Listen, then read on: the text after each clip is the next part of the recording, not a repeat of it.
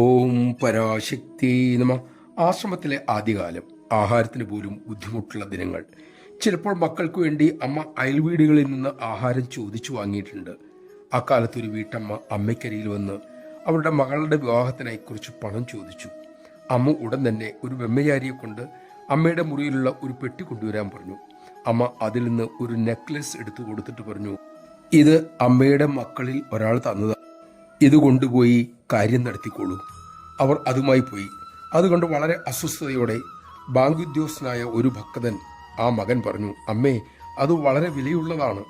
ഞാനത് ബാങ്കിൽ കൊണ്ടുപോയി വെച്ച് ആശ്രമത്തിലെ ക്ലേശങ്ങൾക്ക് ഒരു പരിഹാരം ഉണ്ടാക്കി തരാമായിരുന്നു. അമ്മ ഉടനെ പറഞ്ഞു, അങ്ങനെ വിലയുള്ളതാണോ മക്കളെ? എന്നാൽ വേഗം ആ മോളെ തിരിച്ചു വിളിക്കൂ. അദ്ദേഹം ഓടിപ്പോയി അവരെ മടക്കി വിളിച്ചു കൊണ്ടുവന്നു.